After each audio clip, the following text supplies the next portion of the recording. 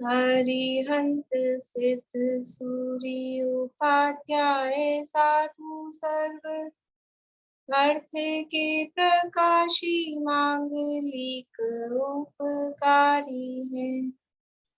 इनको स्वरूप जान राग ते भई जो भक्ति काय को नवाए स्तुति को चारिये। धन्य धन्य ते नहीं ते काज सब आज भय कर जोरी बार बार वंदना हमारी है। मंगल कल्याण सुख ऐसो हम चाहत है। हो मेरी ऐसी दशा जैसी तुम धारिये। हो मेरी ऐसी दशा जैसी तुम धारी है। मंगलमय मंगल करण वीत राग विज्ञान नमो ताहि जाते भई हरहंतादि महान। करि मंगल करि हो महा ग्रंथ करण को काज जाते मिले समाज सब पावे निज पद राज। इस भव तरु का मूल एक जानहु मिथ्या भाव ताको करि निर्मूल अब करिए मोक्ष उपाय। करिए मोक्ष उपाय। क्वेश्चन आंसर्स देख लें। क्वेश्चन नंबर 53 है ना। क्या केवल ज्ञान द्वारा जाना गया संपूर्ण निरूपण करणान योग में होता है? बोलो पारो।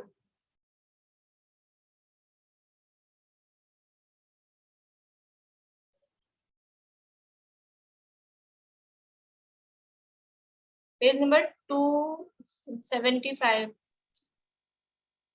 नहीं, केवल ज्ञान द्वारा जाना गया संपूर्ण निरूपण करना योग में नहीं होता है, क्योंकि केवल ज्ञान द्वारा तो बहुत जानने में आता है, परंतु इन सब का निरूपण नहीं हो सकता। इसलिए जिस प्रकार वचन गोचर होकर छद्मस के ज्ञान में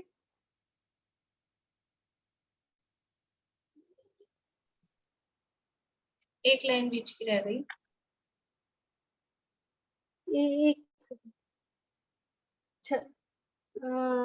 छद्मस के ज्ञान में जीव के कार्यकारी जीव कर्म आदि का व त्रिलोक आदि का निरूपण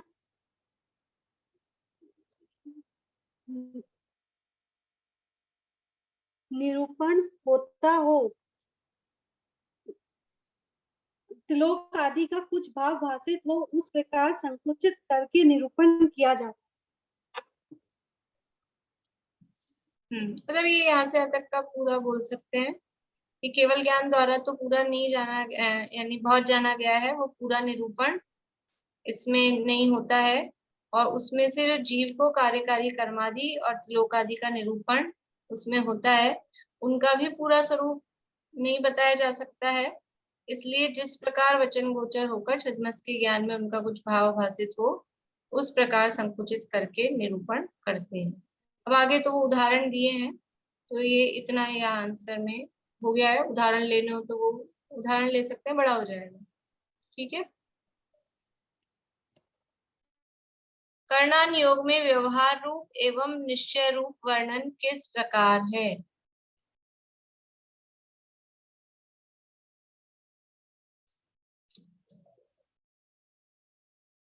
प्रमिला जी।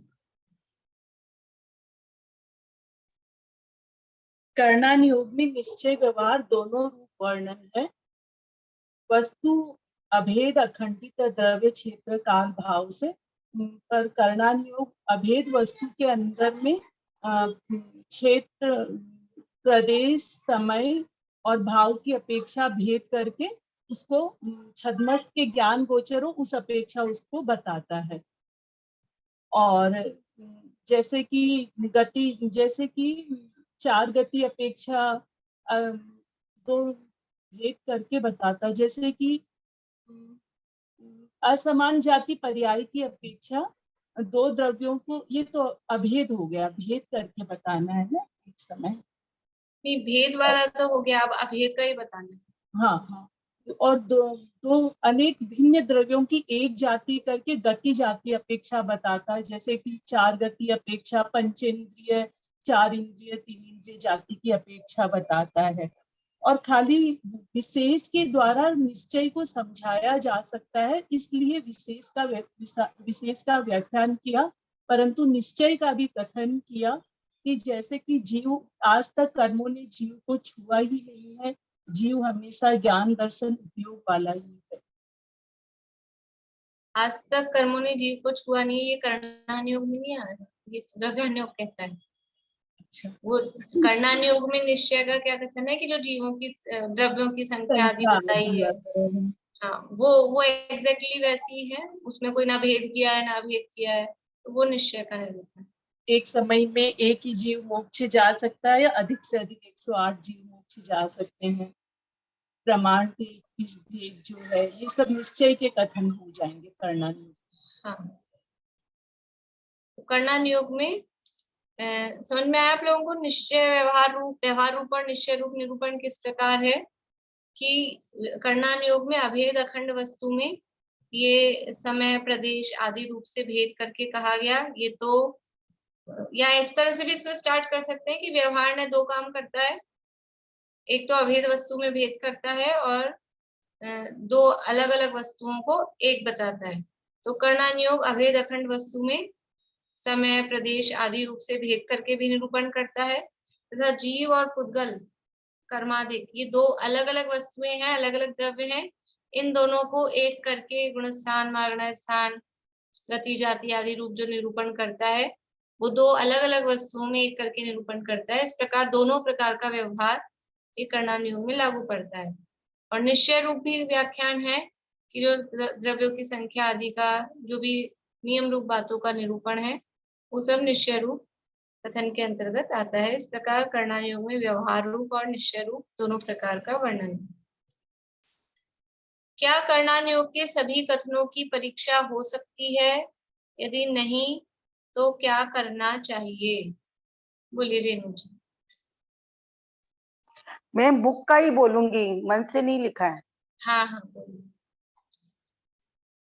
कर्णानुयोग में जो कथन है वे कितने ही तो छद्मस्त के प्रत्यक्ष अनुमानादि गोचर होते हैं।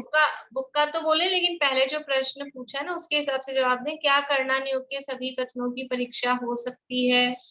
तो उसका पहले जवाब देके फिर आप बोले बुक में से।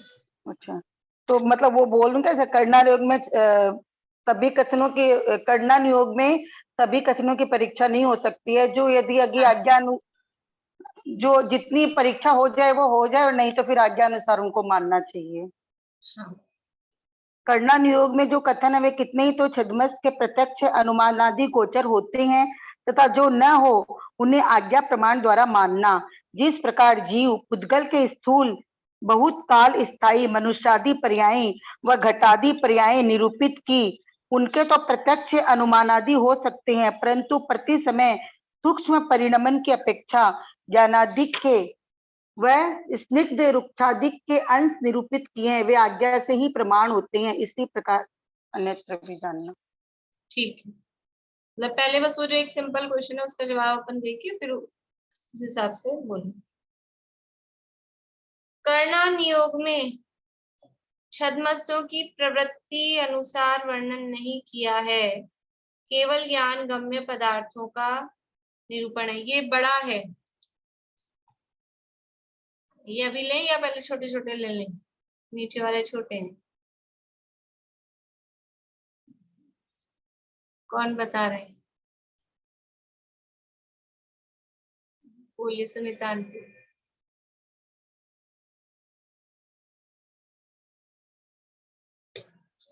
अनम्यूट करिए। बड़ा वाला ही बताना है। हाँ बड़ा बता दीजिए। वो अपने शब्दों से में ही लिखा है, थोड़ा सा मैंने इसमें ये लिखा, करना योग में छद्मस्तों की प्रवृत्ति के अनुसार वर्णन नहीं किया है, केवल पदार्थों के वर्णन के अनुसार ही वर्णन किया है। जैसे कोई जीव वर्तादि द्रव्यादि का विचार करते दिखते हैं, लेकिन कसाय चोपड़ी का सद्भाव है। उन्हें किसी जीव को मिथ्या दृष्टि का है और किसी जीव के द्रव्यादि वर्तादि का विचार भी नहीं है, अन्य कार्यों में प्रवर्तते हैं। वो पहले वाला तो सद्भाव है, इसलिए उसको मिथ्या दृष्टि कहा है। और दूसरा है फिर किसी जीव के द्रव्यादि वर्तादि का विचार भी नहीं है, अन्य कार्यों में प्रवर्तते हैं तथा निंद्रा आदि करते दिखाई दे रहे हैं, लेकिन कसाय चोपड़ी का भाव है तो उन्हें सम्यक दृष्टि कहा है। दूसरा पॉइंट है, जैसे किसी जीव के व्यंतर आदि देवों के कसायों से नगर नाश आदि कार्य करते दिखाई देते हैं, तब भी उनको मंद कसाय ही बताया है। तथा एक इंद्रिय आदि जीवों के भार से तो कोई कसाय होती दिख नहीं रही है, तब भी उनको तिरु कसाई ही कहा गया है। तीसरा पॉइंट है, जैसे किसी जीव के मन वचन काय की चेष्टा तो होती नजर नहीं आ रही है, तथापि कर्माकर्षण शक्ति की अपेक्षा बहुत योग का है। और किसी जीव के चेष्टा थोड़ी होती दिखाई देती है, तथापि शक्ति की अपेक्षा अल्प योग का है। चेष्टा थोड़ी नहीं है, चेष्टा बहुत दिखाई देती है, ताकि शक्ति की हीनता से अल्प योग का है, तथा शक्ति की अपेक्षा से अल्प योग का है। अपेक्षा नहीं है, शक्ति की हीनता से अच्छा ठीक। और फिर चौथा पॉइंट है, किसी जीव के भार से जैसे मुनियों के अभ्रम कुछ भी नहीं है, तथापि उन्हें 90 गुण स्थान पर्यंत भी मैथुन संज्ञा कही है। और जैसे अहमिंद्रों को दुख का कारण व्यक्त होते दिखाई नहीं देता, लेकिन असाता का उदय कहा है। उसी प्रकार नारकियों को सुख का कारण व्यक्त नहीं है, तथापि कदाचित साता का उदय कहा है, जबकि सुख का कारण नहीं है। ठीक है, ऐसा ही जानना, इतना ही लिखा है। मतलब इसमें तो सारा ही जो पूरा है ना, ये प्रवृत्ति के अनुसार वर्णन चल रहा है, वो सारा इसमें आएगा। तो थोड़ा थोड़ा शॉर्ट करने के लिए जो उदाहरण दिए हैं उनको अपन शॉर्ट कर सकते हैं, ताकि जो मेन बात है कि कहीं तो कषायों की प्रवृत्ति किसी के अधिक है, या ये जो है किसी के मन वचन काया की चेष्टा थोड़ी है, वो बात तो लेनी ही है। उदाहरण में कुछ कुछ शॉर्ट अपन कर सकते हैं। ऐसे ही लिखा है सबने। और ये जो आगे था सम्यक दर्शन ज्ञान चारित्र वाला, वो भी आएगा इसमें। ये वाला पूरा आएगा क्या, सम्यक दर्शन वाला भी? नहीं, मतलब उसमें नहीं, ये नहीं आएगा, इतना ही लेना, यही है, 4 ही पॉइंट है, वो बात दूसरी रहेगी, 4 ही पॉइंट है। आपने क्या लिखा है निशान पे? मैंने बुक से ही शॉर्ट करके ये इतना ही 1 पेज का ही लिखा है। हाँ, ये 4 पॉइंट ही आएंगे, वो फिर हाँ, यानी पहला तो मिथ्या दृष्टि और आवृत्ति वाला है, दूसरा कषाय की प्रवृत्ति वाला है, तीसरा योग वाला है, और चौथा व्यक्तता अव्यक्तता वाला है। हाँ, इस तरह से 4 पॉइंट है उसको। ठीक, इतने ही करते हैं, फिर कल कर लेंगे।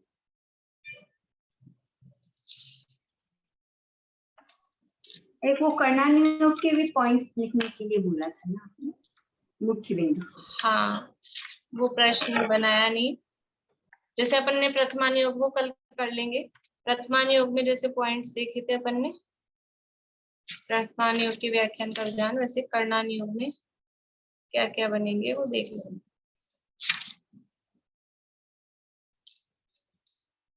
अब है अपनी चर्चा यहाँ चलनी है पेज नंबर 277 पे, चरणानुयोग के व्याख्यान का विधान। प्रथमानुयोग के व्याख्यान का विधान मतलब उसकी स्टाइल बताई। कर्णानुयोग का व्याख्यान मतलब कर्णानुयोग में किस तरह का उपदेश है, किस टाइप से उपदेश दिया है, उसकी स्टाइल बताई। अब तीसरे नंबर पे है चरणानुयोग। तो चरणानुयोग में किस स्टाइल से कथन किए गए हैं वो यहाँ पर बता रहे हैं। 277 नंबर पेज है, लास्ट पैरा है। अब चरणान योग में व्याख्यान का विधान बतलाते हैं। चरणान योग में जिस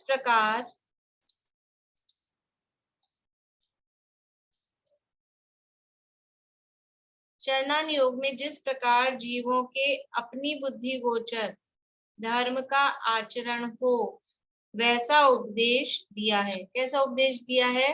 आचरण का उपदेश है। और वो भी कैसा कि जीवों को अपनी बुद्धि गोचर। कर्णान योग में जो व्याख्यान थे वो बुद्धि गोचर कम थे, बहुत रेयर थे, अदरवाइज वो सब केवल ज्ञान गम्य थे। यहाँ पर चरणान योग में कैसा व्याख्यान किया है कि अपनी बुद्धि गोचर, अपने को इसकी मतलब थोड़ा सा कंपैरेटिव भी, तुलना भी देखनी है, अंतर भी बाद में हो जाएगा ना अपना, तो चारों नियोगों में अंतर, पर वो आधार के हिसाब से, ऐसा नहीं फिर कुछ भी, जैसे कोई एक आधार लेके ये चीज किसमें किस प्रकार से है, वो अंतर के आधार पर देखेंगे। जिस प्रकार जीवों के अपनी बुद्धि गोचर धर्म का आचरण हो, वैसा उपदेश दिया है। कहाँ पर दिया है? चरणान योग में। तो धर्म का आचरण हो, तो धर्म क्या है? वहां धर्म तो निश्चय रूप मोक्ष मार्ग है, वही है धर्म। तो क्या है वास्तव में? वास्तव में धर्म क्या है? निश्चय रूप मोक्ष मार्ग। निश्चय मोक्ष मार्ग क्या है?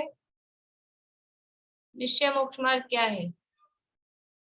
बोलिए अनीता, अनीता आंटी, निश्चय मोक्ष मार्ग क्या है? मोक्ष मार्ग तो अपनी आत्मा में रमणता है। उसको क्या कहेंगे? व्यवहार से सम्यक दर्शन ज्ञान। हाँ, सम्यक दर्शन ज्ञान चारित्र, वो निश्चय अभी द्रव्य संग्रह की बात यहाँ नहीं लगाना। निश्चय मोक्ष मार्ग मतलब सम्यक दर्शन ज्ञान चारित्र, वो वहां द्रव्य संग्रह में भेद करके कहा ना, इसलिए उसको वो कहा निश्चय से आत्मा, आत्मा में लीन रहे, वो नहीं। वैसे सब जगह कहीं भी पूछेंगे निश्चय मोक्ष मार्ग मतलब सम्यक दर्शन ज्ञान चारित्र, वो निश्चय मोक्ष मार्ग है। व्यवहार मोक्ष मार्ग क्या है? व्रत, शील, संयम, उपदेश, ये सब है, वो व्यवहार मोक्ष मार्ग है। बाकी सब जगह वहां द्रव्य संग्रह में वो समझ लो और एक्स्ट्रा ऑर्डिनरी निश्चय लगाया है वहां पे। तो धर्म तो क्या है? धर्म तो जो निश्चय रूप मोक्ष मार्ग है वही है। वो परिभाषा भी यहाँ लग सकती है द्रव्य संग्रह वाली भी, लेकिन अभी उसको इसी रूप में लेना। तो वास्तव में क्या है? धर्म तो रत्नत्रय है। निश्चय मोक्ष मार्ग मतलब रत्नत्रय, तो वास्तविक धर्म तो रत्नत्रय है, वही है। उसके साधनादिक उपचार से धर्म है। उस रत्नत्रय का जो साधन है, रत्नत्रय जिससे प्राप्त हो पाते हैं, वो क्या है? उसको भी धर्म कहते हैं। वास्तव में धर्म क्या है? वास्तव में धर्म तो वही रत्नत्रय है, वही मोक्ष मार्ग है, वही वास्तव में धर्म है। लेकिन अब उसके जो सहायक होते हैं, उसके जो साधन है, उस वास्तविक धर्म के, निश्चय मोक्ष मार्ग के जो साधन है, वो साधन क्या है? वो निश्चय मोक्ष मार्ग के साधन सम्यक दर्शन ज्ञान चारित्र ही होंगे, कि वो तो खुद ही है। वो साधन कैसे होगा? साधन कुछ और होगा ना, तो वो जो साधन होगा वो निश्चय नहीं होगा वास्तव में। तो वो जो साधन होगा उसको उपचार से, व्यवहार से धर्म कहा जाता है। धर्म तो जो निश्चय से है वो है, वो तो एक ही है, लेकिन उसका जो सहायक होता है, उसका जो साधन होता है, उसको भी धर्म कह दिया जाता है। तो जो धर्म कहा गया है वो उपचार से, उपचार से मतलब व्यवहार से। तो निश्चय रत्नत्रय का साधन क्या होगा? निश्चय रत्नत्रय है शुद्ध भाव रूप, प्रीत राग भाव रूप। उसका साधन वो भूमिका अनुसार वो शुभ भाव, वो उसके साधन होते हैं। तो शुभ भाव यद्यपि धर्म नहीं है, मोक्ष मार्ग नहीं है, रत्नत्रय नहीं है, लेकिन फिर भी शुभ भाव को उपचार से, व्यवहार से धर्म कहा जाता है, कह दिया जाता है। तो यहाँ कह रहे हैं कि वहां धर्म तो निश्चय रूप मोक्ष मार्ग है, वही है। उसके साधनादिक उपचार से धर्म है। इसलिए व्यवहार नय की प्रधानता से नाना प्रकार उपचार धर्म के भेदाधिकों का इसमें निरूपण किया है। क्या है? कि धर्म तो निश्चय रूप मोक्ष मार्ग है, वही है, और उसके साधनाधिक वो उपचार से धर्म कहे जाते हैं। और इसलिए यहाँ चरणान योग में व्यवहार नय की प्रधानता से, व्यवहार नय की प्रधानता है चरणान योग में, उसकी प्रधानता से नाना प्रकार उपचार धर्म। अभी जो उपचार धर्म है ना, वो एक देखो निश्चय धर्म होता है, वो एक ही प्रकार का होता है, लेकिन जो व्यवहार है, उपचार है, वो अनेक प्रकार का होता है, क्योंकि उसके साधन अनेक होते हैं। तो अनेकों में उस धर्म का आरोप किया जाता है, उपचार किया जाता है। तो नाना प्रकार यानी अनेक प्रकार के जो ये उपचार धर्म मतलब व्यवहार धर्म, उसके भेदादिकों का, उसके जो भेद हैं, इसमें निरूपण किया जाता है। क्यों किया जाता है? क्योंकि निश्चय धर्म में तो कुछ ग्रहण त्याग का विकल्प नहीं है। तो यहाँ पर धर्म का आचरण बताएंगे चरणान योग में। वो धर्म का आचरण किस प्रकार से होगा? कुछ छोड़ना, कुछ ग्रहण करना, कुछ व्रत लेना, तो व्रत लेने में व्रत ग्रहण किए, पाप छोड़े, ऐसा छोड़ना ग्रहण करना, ये सब होता है। तो यहाँ पर चरणान योग में ये व्यवहार ने की, ये जो भी ग्रहण त्याग की बात है, वो ग्रहण त्याग निश्चय से होता है कि व्यवहार से होता है? जीव किसी को ग्रहण करे, किसी को छोड़े, ये वास्तव में निश्चय से होता है? कि निश्चय में तो ग्रहण त्याग है ही नहीं।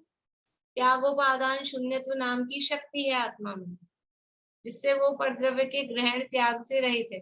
परद्रव्य कोई भी द्रव्य किसी द्रव्य को अन्य किसी का ना तो ग्रहण कर सकता है, ना उसको छोड़ सकता है। जब ग्रहण ही नहीं कर रहा तो छोड़ने की बात ही क्या है?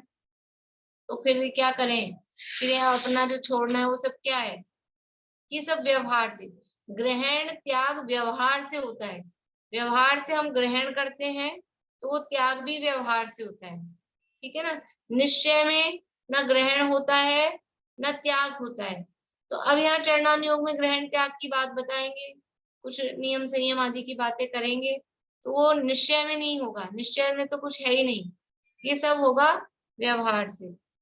तो व्यवहार धर्म की मुख्यता से, व्यवहार की प्रधानता से अनेक प्रकार के जो व्यवहार धर्म है, उपचार हैं, उसका निरूपण इसमें किया जाता है। क्योंकि निश्चय धर्म में तो कुछ ग्रहण त्याग का विकल्प नहीं है, और इसके निचली अवस्था में विकल्प छूटता नहीं। देखो क्या बात कह रहे हैं, हम तो निश्चय धर्म करेंगे, हमको व्यवहार धर्म करना ही नहीं। निश्चय रत्नत्रय मोक्ष मार्ग वही है। हम तो अच्छा काम करेंगे, हम तो ऊंचा काम करेंगे, तो हम तो व्यवहार को आने ही नहीं देंगे। अपन तो सीधा डायरेक्ट निश्चय को ही पकड़ेंगे और बस निश्चय को पकड़ के चले जाएंगे। ऐसा हो सकता है क्या किसी मोक्ष मार्गी जीव के जीवन में अकेला बस निश्चय ही हो, व्यवहार हो ही नहीं? व्यवहार मतलब व्यवहार धर्म, निश्चय मतलब निश्चय धर्म। निश्चय धर्म ही हो, एक भी व्यक्ति, एक भी जीव ऐसा बता दे जो मोक्ष चला गया हो, अकेला निश्चय धर्म को पालन करके व्यवहार धर्म का उसने पालन ही नहीं किया, व्यवहार धर्म उसके जीवन में ही नहीं है ऐसा कोई उदाहरण अपने पास में? होता ही नहीं है। क्योंकि मोक्ष मार्ग नाम ही उसका है जहाँ दोनों होते हैं, जहाँ निश्चय धर्म भी होता है, जहाँ व्यवहार धर्म भी होता है। अकेला निश्चय जहाँ होता है उसको तो फिर मोक्ष ही कहते हैं, मार्ग रहेगा ही नहीं। और बिना मोक्ष मार्ग के मोक्ष कोई पहुंच सकता है क्या? रास्ते पे नहीं आए और सीधा छलांग भी लगाएगा तो वो छलांग जहाँ आकाश में से लगाएगा वो तो रास्ता होगा ना। सड़क पे नहीं चल रहा, सड़क का नाम रास्ता थोड़ी ना है। वायु मार्ग भी तो होता है जल मार्ग भी होता है, तो फिर सड़क ही थोड़ी ना अकेला मार्ग। जैसे भी जाएगा, जो भी करेगा, वो मार्ग तो होगा ही। कम समय लगे, ज्यादा समय लगे, ये कोई मैटर नहीं है, ये कोई बात नहीं है। लेकिन बिना मोक्ष मार्ग के कोई मोक्ष में पहुंच जाए, ऐसा संभव नहीं है। और मोक्ष मार्ग का मतलब ही ये है कि दो चीजें साथ साथ चल रही है।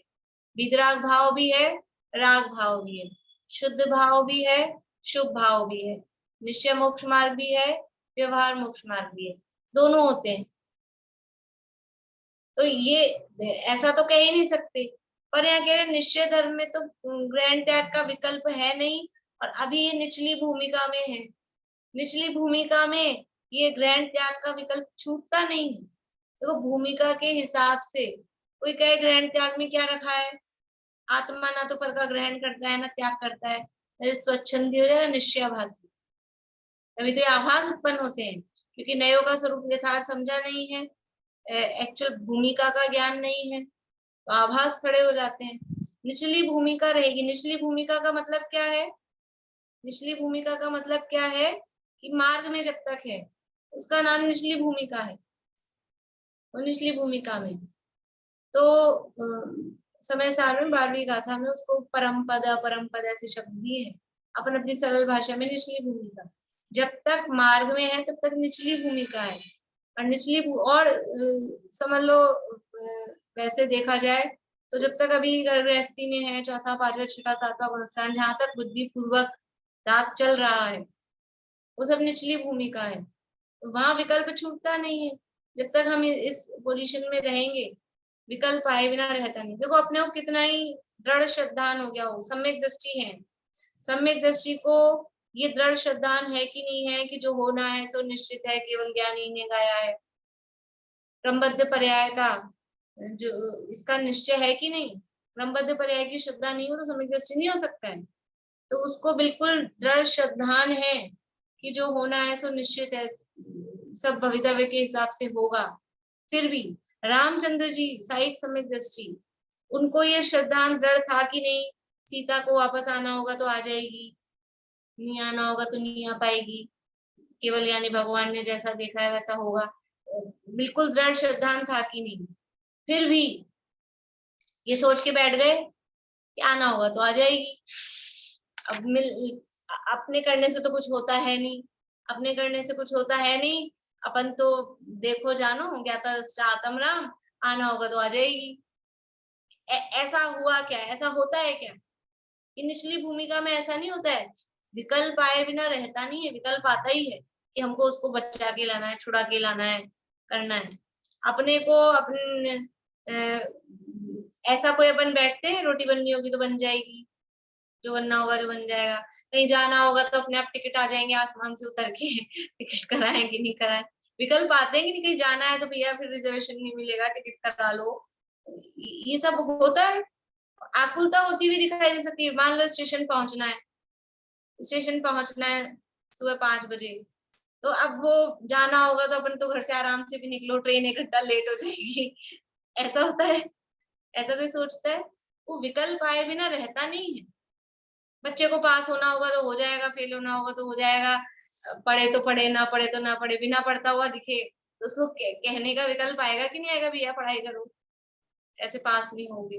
किसी भी संबंध में सब तरह मतलब बहुत सारे अपन चीजें देख सकते हैं। ये निचली भूमिका है।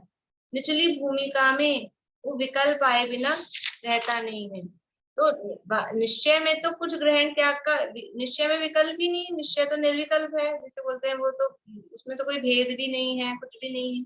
तो लेकिन निचली अवस्था में ये विकल्प छूटता नहीं, विकल्प छूटता नहीं। इसलिए इस जीव को धर्म विरोधी कार्यों को छुड़ाने का और धर्म साधनादि कार्यों को ग्रहण कराने का उपदेश इसमें है। देखो जो जीव निचली भूमिका में है, निचली भूमिका में है तो सारा दिन आत्मा में रह नहीं सकते, तब तो निचली भूमिका में सारा दिन आत्मा में रहेंगे नहीं। और ये तो व्यवहार है, पूजा पाठ व्रत उपवास स्वाध्याय, ये तो व्यवहार है। तो वो सारा दिन आत्मा में रहेगा नहीं, और पूजा पाठ व्रत उपवास तो व्यवहार, निश्चय धर्म तो है नहीं, तो करेगा क्या फिर? विकल्प आए बिना रहेगा नहीं, कुछ ना कुछ विकल्प मतलब कुछ और तो करेगा ही। आत्मा में रहा नहीं जा रहा तो फिर क्या करेगा? यूट्यूब चलाएगा, तो वो लेडी है तो वो रेसिपी के चैनल देखेंगी, या कोई अपने शरीर को कैसे चमकाया जाए उसका चैनल देखेंगी, कोई जेंट्स है तो अलग तरह के देखेंगे। तो कुछ तो करेंगे, टीवी देखेंगे, घूमेंगे फिरेंगे, खाएंगे पिएंगे, ये करेंगे, क्योंकि सारा टाइम तो आत्मा में रहा नहीं जाएगा। इसलिए इस जीव को वो तो धर्म विरोधी कार्य है, इधर उधर घूमना फिरना, घूमने फिरने का विकल्प छूटेगा नहीं, खाने पीने का विकल्प छूटेगा नहीं, मोबाइल चलाने का विकल्प छूटेगा नहीं, यूट्यूब देखने का विकल्प छूटेगा नहीं, और जो भी चीजें हैं दुनिया भर की वो छूटेंगी नहीं। तो ये वो जो अभी तक कर रहा है और या करेगा तो वो तो धर्म विरोधी है। तो फिर ये धर्म विरोधी कार्य कि इधर उधर शिमला मसूरी कश्मीर वहां घूमने जाएगा, या कुछ भी भक्ष्य कभी भी दिन में रात में कभी भी खाएगा, या कुछ भी देखेगा टीवी में मोबाइल में कुछ भी चलाएगा। तो जिसको पढ़ने का शौक होता है वो नॉवल पढ़ते हैं, दूसरे दूसरे उपन्यास पढ़ते हैं और दूसरे तरह की चीजें पढ़ते हैं। पढ़ने का शौक है, कुछ करने का शौक है, जाने आने का शौक है, तो वो तो छूटेगा नहीं। तो वो सब है धर्म विरोधी, वो सब है अशुभ कार्य, वो पाप रूप कार्य है। तो वो सब छुड़ाकर धर्म विरोधी कार्यों को छुड़ाने का और धर्म साधनाधिक कार्यों को ग्रहण कराने का उपदेश इस चरणार्थ योग में दिया जाता है कि ये छोड़ो, तुम्हें पढ़ने का शौक है ना, हम लाके देंगे, हम दुनिया भर की प्रथमान योग की कहानी पढ़नी है, नॉवल पढ़नी है, तो ये पढ़ो, बहुत सारे हैं वो पढ़ो। यदि तुम्हें मोबाइल ही चलाना है, रहा नहीं जाता है, यूट्यूब ही देखना है, तो ये देखो इतने सारे अपने चैनल हैं, इतने प्रवचन आते हैं और भी तरह की भक्ति के, भजन के, गेम के, सब तरह के उसमें चलते हैं, धार्मिक भी, वो देखो। खाने पीने का शौक ही है ना, तो रात में क्यों खाते हो, दिन में खाओ। बाजार की क्यों खाते हो, घर में बना बना के खाओ, शुद्ध तरीके से खाओ, वो बताएंगे। तो वो धर्म विरोधी कार्य छुड़ाकर धर्म साधनाधिक कार्यों को, घूमने फिरने का शौक है, तीर्थ यात्रा जाओ, मंदिरों में जाओ, उस तरह के काम उसमें बताए जाते हैं। ऐसा कार्यों को ग्रहण करने का उपदेश इसमें दिया है। ये तो पहले ये बता दिया कि किस तरह का उपदेश यहाँ चरणार्थ योग में दिया जाएगा।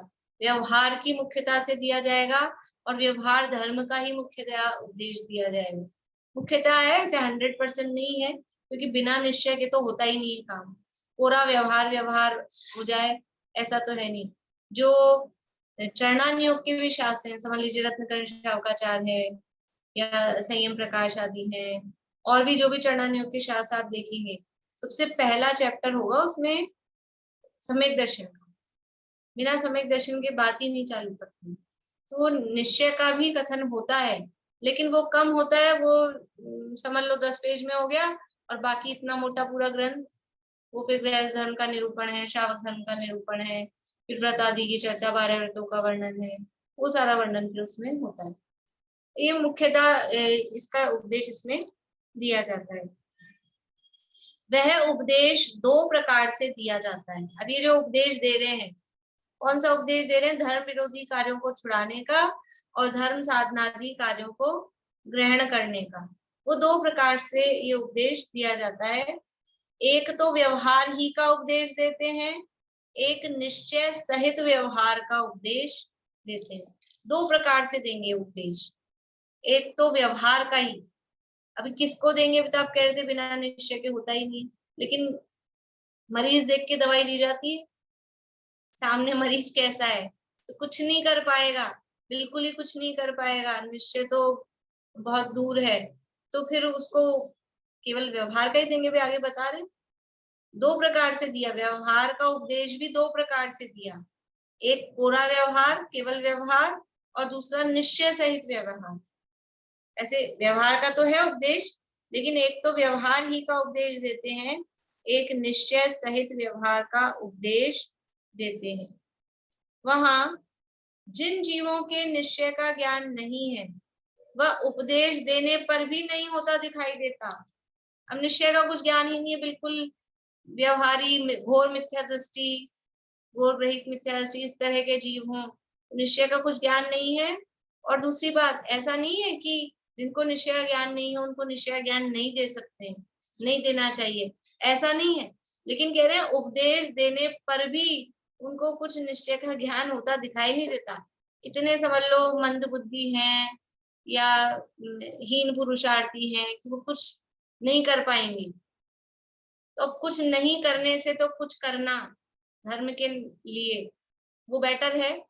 पहला उपदेश तो निश्चय रूप ही दिया जाएगा, या फिर वो उपदेश दाता जो गुरु होते हैं वो मतलब इतनी क्या कहना चाहिए, इतनी उनको नॉलेज होती है, इतना उनको विवेक भी होता है, इतना ज्ञान भी होता है, अपने आप ही समझ में आता है किसको किस तरह का उपदेश दिया जाना चाहिए, किसको कौन सा उपदेश इफेक्टेड होगा, किसको क्या। अभी वो आ गया मछुआरा भील, मछुआरा नहीं, भील।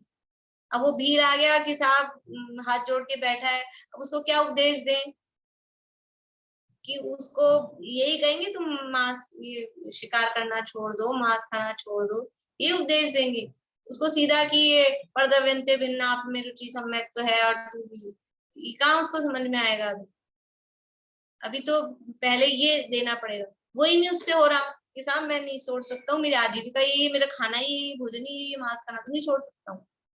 तो फिर क्या करेंगे कि भाई कुछ तो छोड़, कुछ तो छोड़, जो छोड़े जो ही अच्छा, एक मास का त्याग कर सकता हूँ केवल।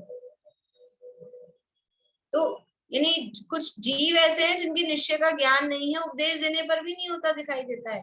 ऐसे मिथ्यादृष्टि जीव कुछ धर्म सन्मुख होने पर उन्हें व्यवहार ही का उपदेश देते हैं। वो आया है, अब उसको निश्चय का उपदेश दिया और वो तो उससे पलेगा नहीं, वो वापस ही भग जाएगा, दोबारा हिम्मत भी नहीं करेगा कि अपने बस की तो है नहीं। तो जो करे, अब उसको मांस त्याग का दिया और उसको ये कहते हैं महाराज कि नहीं साहब मांस तो कुछ भी खाने योग्य नहीं होते हैं, और क्या जब तक मांस नहीं छोड़ोगे तुम्हारा कुछ नहीं हो सकता है। वो वापस चला जाता कि मांस तो मैं छोड़ ही नहीं सकता। एक मांस का त्याग कराया, बाकी मांस खाने का उपदेश नहीं दिया, लेकिन जो उसने त्याग किया उसका फल क्या हुआ, वहां से वो मोक्ष मार्ग में लग गया केवल व्यवहार के उपदेश से, केवल व्यवहार के उपदेश से। वो अपने मछुआरे की भी कहानी है, मछली पकड़ना छोड़ दे, मछली पकड़ना छोड़ देगी, वो तो नहीं छोड़ सकता हूँ, तो ठीक है पहली मछली छोड़ देना। सुनिए ना कहानी मृगसेन मछुआरे की, सबको मालूम है। जो जो कर सके, अगर बिल्कुल ही उसको कहेंगे नहीं, अगर ये नहीं करेगा तो आ ही नहीं सकता है, अंदर ही नहीं आ सकता हमारे, तो वो पहले थोड़ा धर्म सन्मुख हो, कुछ करने लगेगा तो उसके भाव विशुद्ध होंगे। तो एक भी नियम पालता है, बिना विशुद्धि के नियम पल नहीं सकता है। जब तक भावों में विशुद्धि नहीं हो तो नियम लिया नहीं जा सकता है और उसको पाला नहीं जा सकता है। वो नियम ले रहा है और उसको पाल रहा है तो उसकी विशुद्धि बढ़ रही है, तो वो विशुद्धि बढ़ रही है तो आगे भी उसको रास्ता मिलेगा। और वो कुछ नहीं करेगा, अपन ये सोचो कि ये तो व्यवहार है और ये तो इसमें कुछ नहीं है, पहले सबसे पहले निश्चय का ही होना चाहिए, निश्चय पूर्वक ही व्यवहार होता है, इसलिए सबसे पहले इसको सम्यक दर्शन कराओ। कैसे करेगा सम्यक दर्शन? मांस मदिरा भक्षण करते करते सम्यक दर्शन नहीं हो सकता है, तो छोड़ना ही पड़ेगा। अब पात्र दिखे, वो शेर पात्र दिखा, मांस खाते हुए को भी उसको निश्चय धर्म का उपदेश दिया, तो इसलिए कहा कि वो इतने ब्रिलियंट होते हैं, मतलब समझ लीजिए जो उपदेश देने वाले हैं इंटेलिजेंट होते हैं, उनको ये समझ में आता है किसको कौन सा उपदेश देंगे, वो किसको क्या कार्यकारी होगा।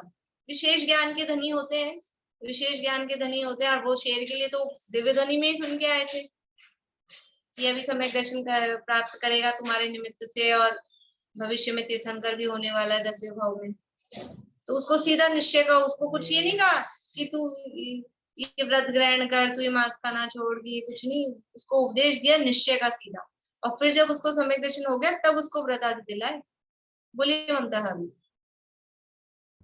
एक शब्द में योग्यता कह सकते हैं, उसकी योग्यता देखकर ही उसको वो देते हैं। हाँ, योग्यता पात्रता एक ही हाँ बात है, उसकी योग्यता। अपन भी देखो थोड़ी बहुत तो अपने को भी हो जाती है एक्सपीरियंस जिसे कहते हैं ना, कुछ लोगों के साथ रहते हुए कि इनको क्या अपन अपने घर में, अपने रिश्तेदारों में, अपने परिवार में इस तरह के लोग होते हैं कि अपने को समझ में आता है इनको किस तरह का अपन उपदेश दे सकते हैं, इनको क्या झेलेगा, ये क्या उपदेश ग्रहण कर सकेंगे। नहीं तो नहीं देते हैं। कुछ लोग ऐसे होते हैं कि ये उल्टा और पढ़ेंगे, तो अपने को नहीं देना चाहिए। उनकी पात्रता योग्यता जब कुछ उनमें दिखे पात्रता, तभी उनको उस तरह का उपदेश देना चाहिए। अदरवाइज क्या होता है कि वो और धर्म से विमुख हो जाते हैं। अपन ज्यादा, जो बिल्कुल चिढ़ता है धर्म से, और अपन फिर भी धर्म धर्म धर्म के नाम लेके ऐसा करें तो वो और विमुख हो जाता है। तो उसको दें, पर वो तरीका है कि किसी दूसरे रूप में, और दूसरे रूप में किसी भी तरह से। तो बच्चों को जैसे दवाई दी जाती है, डायरेक्ट दवाई देते हैं तो वो लेगा नहीं, थूक देगा। टॉफी में मतलब पतासा, आजकल पतासा के तो क्या, टॉफी में दवाई रख के गई, टॉफी खाएंगे, ऐसा कुछ भी करके, लेकिन योग्यता देख के, पात्रता देख के फिर उपदेश दिया जाता है। तो जिन जीवों के निश्चय का ज्ञान नहीं है वह उपदेश देने पर भी नहीं होता दिखाई देता ऐसे मिथ्या दृष्टि जीव कुछ धर्म सन्मुख होने पर उन्हें व्यवहार ही का उपदेश देते हैं। वो कुछ लग रहा है कि धर्म सन्मुख हो रहे हैं, कि करना चाहते हैं, तो उनको व्यवहार ही का उपदेश देते हैं। तथा जिन जीवों को निश्चय व्यवहार का ज्ञान है वह उपदेश देने पर उनका ज्ञान होता दिखाई देता है। अब कुछ हैं जो पहले से थोड़ा बहुत लगे हुए हैं, विशुद्धि भी है, उनको निश्चय व्यवहार का भी ज्ञान है। अब बिल्कुल समझ लो समझदार हैं, धर्म करना चाहते हैं, थोड़ा लगे हुए भी, फिर उनको ये अभी अपने को उपदेश दें, कौवे का मांस त्याग देना चाहिए, कौवे का मांस छोड़ दो, तो ये कोई उपदेश है? ये उपदेश ही नहीं है। जिन जीवों के निश्चय व्यवहार का ज्ञान है वह उपदेश देने पर उनका ज्ञान होता दिखाई देता है ऐसे सम्यक दृष्टि जीव, देखो जिनको निश्चय व्यवहार का ज्ञान है वो तो कौन है? सम्यक दृष्टि है, और उपदेश देने पर उनको निश्चय व्यवहार का ज्ञान होता दिखाई देता है ऐसे है सम्यक सन्मुख मिथ्या दृष्टि जीव। दो अलग अलग लिए ना।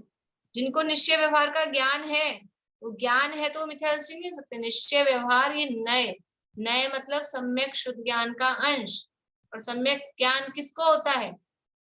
सम्यक दृष्टि को होता है, वो तो सम्यक दृष्टि है। जिनको निश्चय व्यवहार का ज्ञान है ऐसे सम्यक दृष्टि जीव, और ज्ञान नहीं है लेकिन उपदेश देने पर उनका ज्ञान हो जाएगा, होता दिखाई देता है, ये पात्र हैं, वो है सम्यक सन्मुख जीव, मिथ्या दृष्टि जीव। उनको, ऐसे जीवों को निश्चय सहित व्यवहार का उपदेश देते हैं। अब यहाँ सम्यक सन्मुख को वहां करण लब्धि वाले को मत समझना। यहाँ सम्यक सन्मुख किसे कहेंगे? कि जो निकट भविष्य में अल्पकाल में सम्यक दर्शन प्राप्त कर लेगा, उसको सम्यक सन्मुख। जैसे समझ लो कोई है इस माध्यम से मार्ग में लग रहा है, शेर तो था ही बिल्कुल सम्यक सन्मुख, उसको तो प्राप्त हो ही गया था, लेकिन कुछ थोड़ी देर भी है अभी, उसको भी सम्यक सन्मुख में लेना। शेर भी था ना, तो करण लब्धि में थोड़ी ना स्थित था, थोड़ा टाइम तो लगा ही ना, उसको भी उपदेश दिया 1 आध घंटा, मतलब टोटल मिला के एकदम ऐसा थोड़ी ना था कि कर्ण लब्धि में स्थिति है, तो वो तो स्थित है तो उपदेश मिला हुआ ही है उसको। यहाँ सम्यक सन्मुख को समझना, बस कुछ ही अल्प काल में ही सम्यक दर्शन प्राप्त करने वाला है, ऐसा। ऐसे सम्यक दृष्टि जीव व सम्यक सन्मुख मिथ्या दृष्टि जीव उनको निश्चय सहित व्यवहार का उपदेश देते हैं। क्यों देते हैं? किसी को ऐसा, किसी को वैसा, ऐसे आप तो पार्शियलिटी करते हो, भेदभाव करते हो, और मायाचारी करते हो, किसी को कुछ उपदेश देते हो, किसी को कुछ उपदेश देते हो। मैं कह रहे नहीं, मायाचारी नहीं है, भेदभाव नहीं है, कोई पार्शियलिटी नहीं है। क्यों? क्योंकि श्री गुरु सर्व जीवों के उपकारी हैं, जिसका जैसे उपकार हो जाए उसको उस तरह का उपदेश देते हैं, जिसका जैसे भला हो जाए।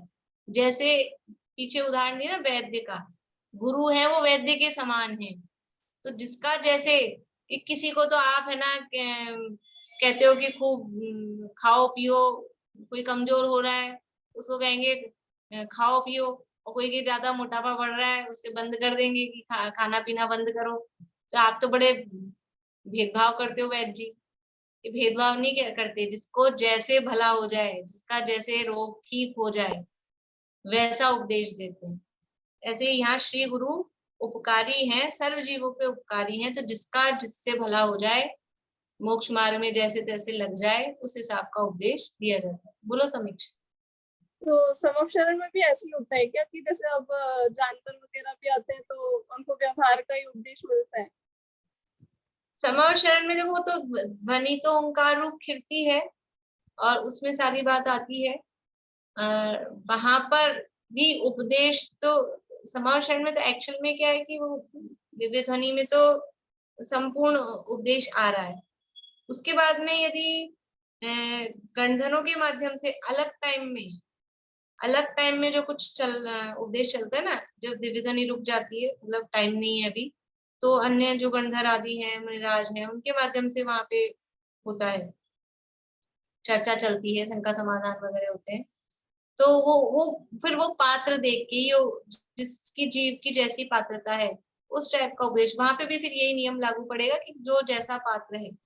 बाकी भगवान की वाणी में तो निश्चय सहित व्यवहार का ही उपदेश आता है, कोई अकेला व्यवहार करो ऐसा उपदेश उसमें नहीं आएगा। लेकिन अलग अलग पर्सनल जब कोई चर्चा होगी तो उस तरह का उसमें उपदेश मिलेगा। नहीं तो जैसे सबकी अपनी अपनी लैंग्वेज में सबको भाषा समझ में आती है, ऐसे ही सबके अकॉर्डिंग में अलग अलग मतलब उपदेश भी अलग अलग नहीं रहता क्या? उपदेश एक ही रहता है? उपदेश तो जो दिव्य ध्वनि कीर्ति ना ओंकार रूप, वो तो एक ही है।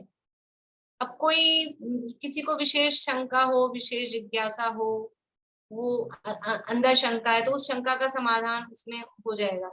लेकिन बाकी 6 द्रव्य 7 तत्व 9 पदार्थ इनका जो स्वरूप ओंकार रूप में, मान लो अपने कोई शंका नहीं, अपन जैसे प्रवचन में जाके बैठ जाते हैं। आप कभी कभी ऐसा होता है ना, कोई वक्ता एक दिन के लिए आए तो कोई पूछते हैं कि भी आप लोगों को कोई शंका हो जिज्ञासा हो तो पूछो, कि नहीं आप तो जो सुनाओ वो हम सुन लेंगे, हमारे कोई जिज्ञासा नहीं। ऐसे भी तो बैठ जाते हैं। तो ऐसे वहां समर्षण में आगे बैठ गए कि आप जो सुनाओगे वो सुन लेंगे। तो भगवान जो सुनाते हैं तो भगवान तो वस्तु स्वरूप का निरूपण करते हैं, तो उसमें ये चरणान योग वाले जो अपने फैक्टर्स हैं उसमें चरणान योग का निरूपण होता है, लेकिन फिर वो निरूपण निश्चय सहित ही होता है। और फिर उपदेश जो दिया जाता है व्यक्तिगत है, तो वो व्यक्तिगत योग्यता देखकर फिर वो व्यक्तिगत किसी को अकेले व्यवहार का, किसी को किसी तरह का, तो ऐसा उपदेश दिया जाता है। चलिए अभी समय भी अपना हो गया है, ये पैराग्राफ भी हो गया है, शेष चर्चा आगे करेंगे। और किसी को प्रश्न है कोई? अभी ये सम्यक सम्मुख में ग्वाला वगैरह नहीं लेंगे जो अगले भाग में सम्यक सम्मुख में ग्वाला, अंजन चोर ग्वाला, हाँ ले सकते हैं इनको। यहाँ पर जो कहा है ना कि उनको फिर वो उपदेश दिया गया तो उस तरह से उनको ले सकते हैं, इसीलिए उनका वो थोड़ा थोड़ा बड़ा टाइम लेना है, एकदम करण लब्धि वाला सम्यक सम्मुख नहीं लेना है। चलिए जिनवाणी स्थिति, अनीता आंटी आप बोलिए।